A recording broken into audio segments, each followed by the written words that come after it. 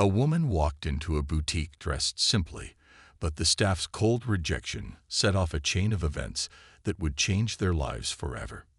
Sarah Morgan walked into Elysium Boutique with a quiet confidence. Despite her simple attire, worn jeans, a plain white t-shirt, and comfortable sneakers, she carried herself with dignity. Her hair was pulled back in a practical ponytail, and she wore minimal makeup. Nothing about her screamed wealth or status, just a woman looking to treat herself to something nice. The boutique was everything she wasn't at first glance.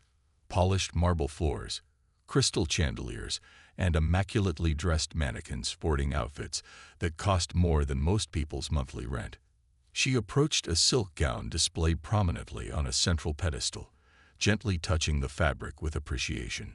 "Excuse me," came a sharp voice that cut through the boutique's soft ambient music. It belonged to Victoria, the store manager, a woman in her 40s with an expertly tailored suit and a cold stare. "That piece is part of our exclusive collection. Perhaps I can direct you to something more suitable for your budget." Sarah smiled politely. "I'd actually like to try this on. I'm attending a charity gala next weekend and—" "I'm afraid that's not possible," Victoria interrupted, her voice dripping with practiced condescension. "This particular piece requires special handling. Besides, we typically serve clients who have appointments." She glanced pointedly at Sarah's attire, "and who are familiar with our price range." Two other customers, women draped in designer wear and expensive jewelry, glanced over and whispered to each other, making no effort to hide their amused smirks. A younger sales associate stood nearby, looking uncomfortable but remaining silent. "I understand the dress costs $12,000, Sarah said calmly. "I'd still like to try it on, please." Victoria let out a theatrical sigh. "Look, I'm trying to save us both some embarrassment. This isn't the place for browsing if you're not serious about purchasing. Perhaps one of the department stores downtown would be more appropriate." Sarah's cheeks flushed, but she kept her composure. "I'd like to speak with the owner, please." "The owner doesn't handle customer service issues." Victoria's smile turned glacial as she gestured toward the door. "I must insist you leave now. We have actual clients with appointments arriving shortly." Sarah stood her ground for a moment, dignity intact despite the public humiliation. Finally, she nodded and turned to leave, followed by barely concealed laughter from the other customers. "Some people just don't know their place," Victoria said loudly enough for Sarah to hear as the boutique door closed behind her. Outside, Sarah sat on a bench across from the boutique. She wasn't crying or visibly upset, just contemplative. She pulled out her phone and sent a brief text message. Then she waited. For nearly an hour, she simply observed the comings and goings of the exclusive shopping district. She watched as other well-heeled customers entered the boutique, greeted with the fawning attention she had been denied. Occasionally, she checked her watch or glanced at her phone, but mostly she just waited patiently. A young street vendor selling flowers approached her. Sarah bought a single rose with a kind smile, tipped generously, and continued her vigil. The contrast between her genuine warmth and the cold treatment she'd received inside the boutique couldn't have been more stark. The sun began its descent, casting golden light across the upscale street. Sarah remained seated, occasionally sipping from a water bottle she carried in her modest handbag. The atmosphere outside the boutique shifted dramatically as the sun began its descent, casting a warm golden hue over the upscale shopping district. Sarah sat patiently on the bench across from Elysium Boutique, her demeanor calm but resolute. She had spent nearly an hour observing the scene, watching wealthy customers enter the store, greeted with smiles and deference she never received. Her quiet vigil was interrupted only briefly when a young street vendor approached her to sell flowers. With genuine warmth, Sarah bought a single rose, tipped generously, and resumed waiting. At precisely 5:30 p.m., the quiet hum of luxury cars driving through the district was disrupted by the arrival of 3 black SUVs with tinted windows. The vehicles moved in perfect synchronization, exuding authority and precision. They pulled up directly in front of the boutique, their presence commanding attention from everyone nearby. Passers-by paused mid-step, curious about who might emerge from such an imposing convoy. Even the boutique staff inside seemed to sense that something significant was about to unfold. Two men dressed in sharp suits stepped out of the lead vehicle, scanning the area with practiced vigilance. Their movements were deliberate, their expressions unreadable as they took positions around the middle SUV. One of them opened the door, revealing Robert Morgan, one of the wealthiest tech entrepreneurs in the country. Despite his immense fortune, Robert carried himself with understated elegance. His suit was impeccably tailored, yet devoid of ostentation, save for the rare timepiece adorning his wrist, a subtle nod to his success. Sarah stood up from the bench, clutching the rose in one hand as she walked toward him. There was no need for words between them. Their connection was evident in the tender kiss they exchanged. Robert's eyes softened as he studied her face, concern evident in his voice when he asked, "Are you all right?" Sarah nodded, her expression serene despite the earlier humiliation. "I'm fine," she replied softly, "just disappointed. You were right about testing how they treat regular customers." Robert's gaze lingered on the boutique for a moment before he turned back to Sarah.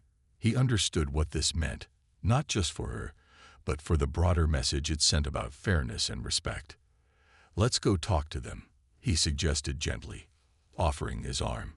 Together, they crossed the street, flanked discreetly by security personnel who remained at a respectful distance. As they approached the boutique entrance, all eyes, both inside and outside the store, were fixed on them. The contrast between Sarah's modest appearance and Robert's unmistakable wealth created an air of intrigue, setting the stage for what was about to happen next. This moment marked the turning point in the story, a shift from quiet patience to undeniable power. What had begun as a personal test of character for Sarah now evolved into a larger statement about judgment, privilege, and accountability. The arrival of the SUVs symbolized more than just financial clout. It represented the idea that true strength lies not in flaunting status, but in standing up for principles, even if it means challenging those who underestimate you. The boutique's polished interior, once a symbol of exclusivity and prestige, suddenly felt tense and fragile as Sarah and Robert entered together. Victoria, the store manager who had so callously dismissed Sarah earlier, was in the middle of fawning over a celebrity client, a task she performed with practiced charm and obsequiousness. Her smile froze mid-gesture when her eyes landed on Sarah walking back into the boutique, this time accompanied by a man whose face was instantly recognizable to anyone even remotely familiar with global business or high society. It was Robert Morgan, one of the wealthiest tech entrepreneurs in the world, flanked discreetly by his security team. The transformation in Victoria's demeanor was immediate and palpable. "Mr. Morgan," Victoria exclaimed, abandoning her celebrity client without a second thought. She rushed toward him, her voice laced with forced enthusiasm. "What an unexpected honor. How can we assist you today?" Her tone dripped with desperation, but her wide eyes betrayed her panic as they darted between Robert and Sarah, trying to piece together their connection. The other customers and staff members, sensing the gravity of the situation, fell silent, watching intently as the drama unfolded. Robert's response was calm, measured, and devastatingly direct. "I understand my wife visited your establishment earlier today," he began, his voice carrying the weight of quiet authority. "She didn't have the most welcoming experience." The room seemed to hold its breath. Victoria's face drained of color as realization dawned. Sarah wasn't just some random customer. She was Mrs. Morgan *. The woman she had humiliated and practically thrown out of the boutique was married to one of the most influential men in the country. Victoria stammered, attempting to salvage the situation. "Your wife? There must be some mistake. We treat all our customers with the utmost respect," she insisted, though her words rang hollow even to her own ears. Robert didn't respond immediately. Instead, his piercing gaze swept across the boutique, taking in every detail: the gilded displays, the impeccably dressed mannequins, the now awkward silence of the staff and patrons. He turned to Sarah, inviting her to speak. Sarah stepped forward, her voice gentle but firm. "I didn't come back for an apology or to cause a scene," she said, addressing both Victoria and the gathered audience. "I just wanted my husband to see firsthand how this establishment treats people based on appearances." Her words hung in the air, heavy with meaning.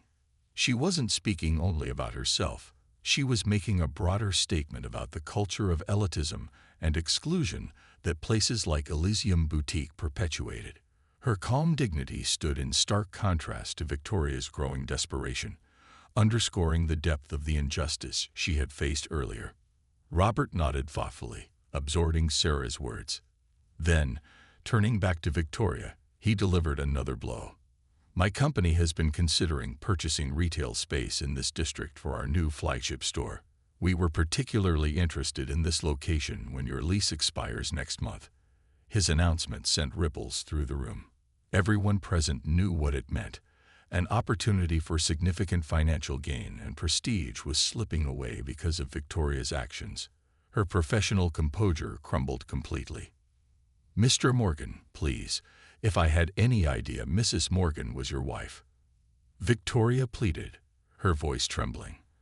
But Robert cut her off before she could finish. "That's precisely the problem," he said firmly. "No one should be treated differently based on who they are or what they're wearing." His words carried not just personal conviction, but also a moral imperative, one that resonated deeply with those listening. In that moment, it became clear that this wasn't merely about revenge or retribution. It was about accountability and creating systems where respect is non-negotiable. As the confrontation continued, Robert's attention shifted briefly to Jessica, the young sales associate who had witnessed Sarah's humiliation earlier. He remembered Sarah mentioning her discomfort during the incident. "What's your name?" he asked kindly, his tone softening. "Jessica," visibly nervous, replied. "Jessica, sir." Robert smiled warmly. "Jessica, my wife mentioned you seemed uncomfortable with how she was treated. Do you enjoy working in fashion?" Jessica hesitated, glancing at Victoria before answering honestly. "Yes, sir. Very much. I believe everyone deserves respect." Her courage earned her an approving nod from Robert. "We'll be in touch," he said simply, leaving the implication hanging in the air. Turning back to Victoria, he added, "As for our business, I think we've seen everything we need to." With that, Robert placed a reassuring hand on Sarah's shoulder, signaling that it was time to leave. As they exited the boutique, the atmosphere inside remained charged, silent, stunned, and brimming with unspoken consequences. This revelation marked more than just a personal vindication for Sarah. It exposed the flaws within a system built on superficial judgments and unchecked privilege. By bringing Robert into the equation, Sarah hadn't sought vengeance, but rather accountability. A chance to shine a light on the importance of treating all individuals with dignity, regardless of outward appearances. And as they walked away, arm in arm, it was clear that the ripple effects of this encounter would extend far beyond the walls of Elysium Boutique. The fallout from Sarah and Robert's visit to Elysium Boutique unfolded with a quiet inevitability, as though the universe itself was aligning to correct the imbalance of respect and humanity that had been so glaringly exposed. Within hours, whispers of what transpired began circulating among the boutique's staff, customers, and even competitors in the upscale shopping district. By the next morning, rumors had turned into outright gossip, spreading like wildfire through social media and industry circles.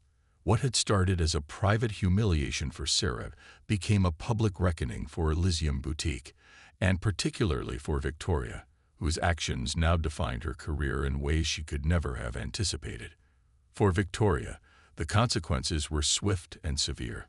The loss of the Morgan family's potential business deal was only the beginning. As news of the incident spread, several high-profile clients who frequented the boutique expressed their discomfort with its culture of elitism.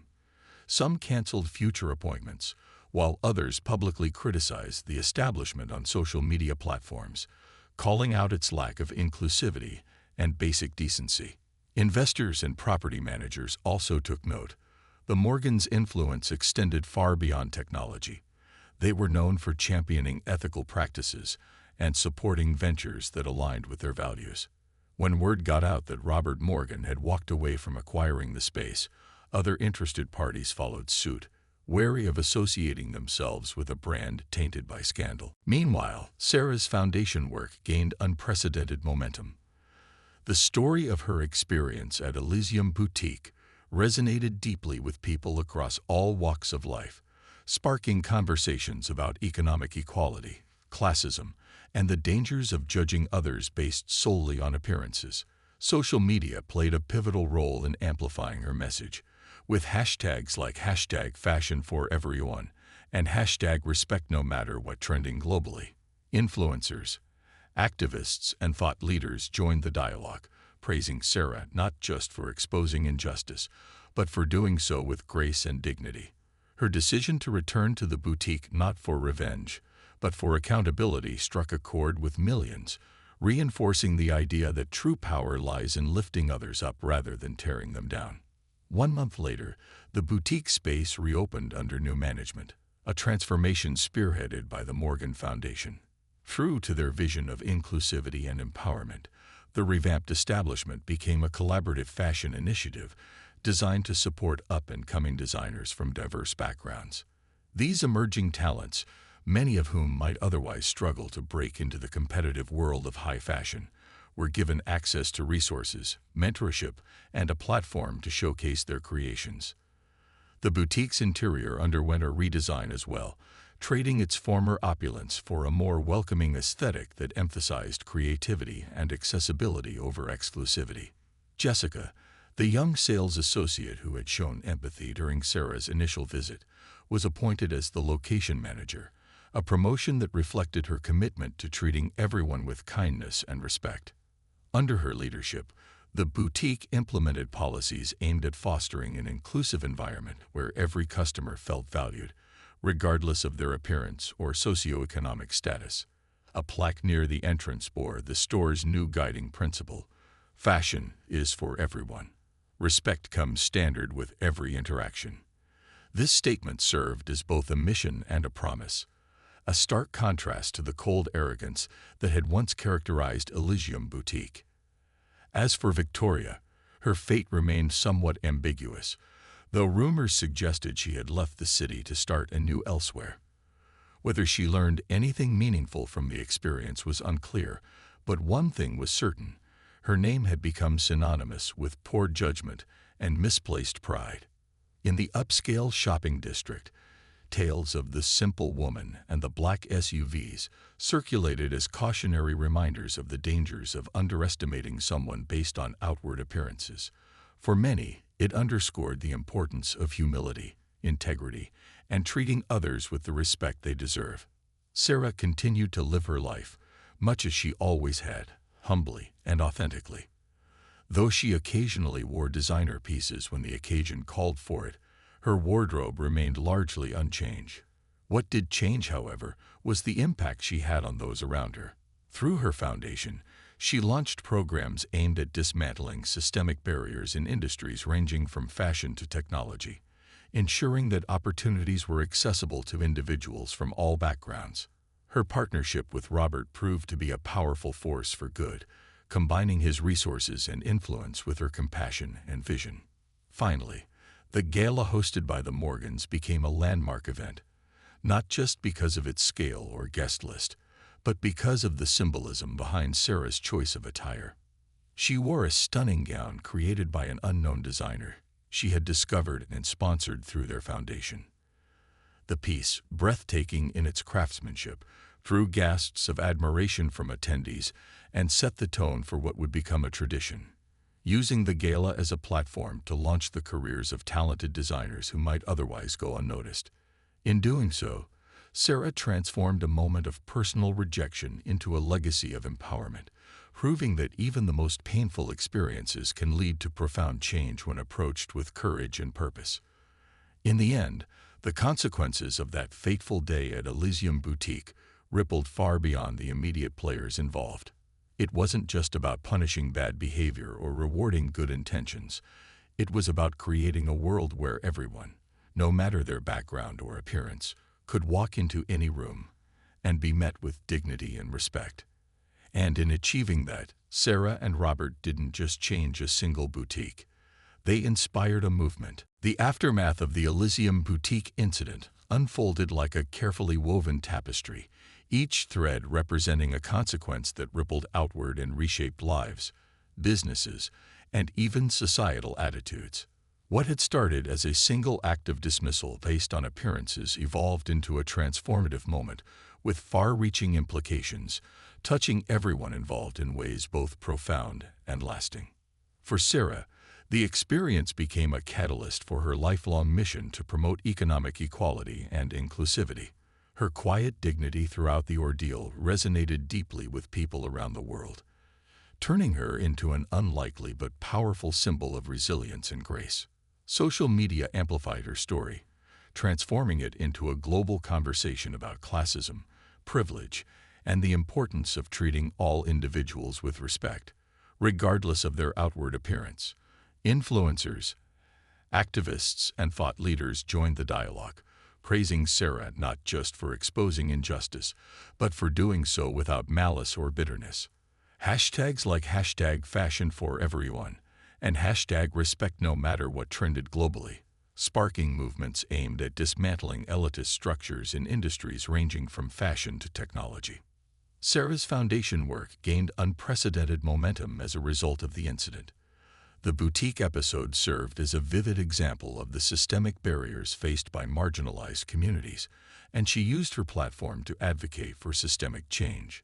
Through partnerships with organizations dedicated to empowering underrepresented groups, she launched initiatives designed to level the playing field in creative industries. One such program provided mentorship, funding, and exposure to emerging designers from diverse backgrounds, many of whom might otherwise struggle to break into the competitive world of high fashion. These efforts ensured that opportunities were no longer reserved for those who looked the part, but were instead accessible to anyone with talent and determination. The transformation of the boutique space itself stood as a testament to this new era of inclusivity. Under the management of the Morgan Foundation, the former Elysium Boutique was reborn as a collaborative hub for innovation and creativity. Gone were the gilded displays and air of exclusivity. In their place stood an inviting space that celebrated diversity and welcomed everyone. The interior redesign reflected this shift, trading polished marble floors and crystal chandeliers for warm, approachable aesthetics that emphasized accessibility over intimidation. A plaque near the entrance bore the store's guiding principle: fashion is for everyone. Respect comes standard with every interaction. This statement wasn't just marketing. It was a promise etched into the very fabric of the establishment. Jessica, the young sales associate who had shown empathy during Sarah's initial visit, thrived in her new role as location manager. Her promotion was more than just a career milestone. It represented a triumph of values over superficiality. Jessica embraced her responsibilities with enthusiasm, implementing policies that prioritized kindness, inclusivity, and genuine customer care. She trained her staff to see beyond appearances, encouraging them to treat every person who walked through the door with the same warmth and respect they would offer a celebrity client. Her leadership fostered a culture where employees felt empowered to speak up against injustice and customers felt valued regardless of their background or attire.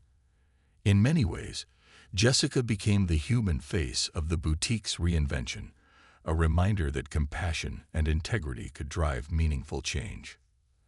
As for Victoria, her fate remained somewhat ambiguous, though rumors suggested she had left the city to start anew elsewhere. Whether she learned anything meaningful from the experience was unclear, but one thing was certain: her name had become synonymous with poor judgment and misplaced pride. In the upscale shopping district, tales of the simple woman and the black SUVs circulated as cautionary reminders of the dangers of underestimating someone based on outward appearances. For many, It underscored the importance of humility, integrity, and treating others with the respect they deserve. Victoria's downfall served as a stark warning to others in positions of power. Arrogance and elitism have consequences, and assumptions can unravel reputations overnight. The gala hosted by the Morgans marked a triumphant culmination of the journey that began with Sarah's rejection at the boutique. Held at a prestigious venue, the event brought together 500 guests, including philanthropists, industry leaders, and members of the press. But what truly set the evening apart was Sarah's choice of attire. She wore a stunning gown created by an unknown designer she had discovered and sponsored through their foundation.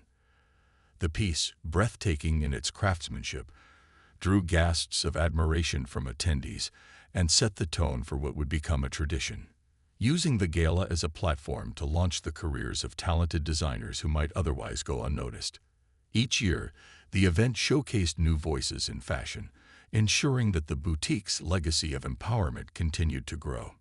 Beyond the immediate players, the broader impact of the incident extended to the fashion industry as a whole. The story of the Elysium boutique forced other luxury retailers to reevaluate their practices, prompting many to adopt more inclusive policies and hire diverse teams. Competitors in the upscale shopping district took note of the Morgan Foundation's success, realizing that exclusivity came at a cost, not just financially, but ethically. Some even partnered with the foundation to expand its reach, creating a ripple effect of positive change across the industry. In the end, the aftermath of the boutique incident proved to be a masterclass in turning adversity into opportunity. Sarah and Robert didn't simply punish bad behavior or seek personal vindication. They used the experience to inspire systemic transformation. By exposing the flaws in a system built on elitism and exclusion, they paved the way for a future where fashion, and society at large, could be more equitable, compassionate, and inclusive. It was a reminder that even the most painful experiences can lead to profound change when approached with courage, purpose, and a commitment to lifting others up. And so, what began as a humiliating encounter in a boutique transformed into a legacy of empowerment, a testament to the idea that true strength lies not in wielding power over others, but in using it to create a better, fairer world for everyone.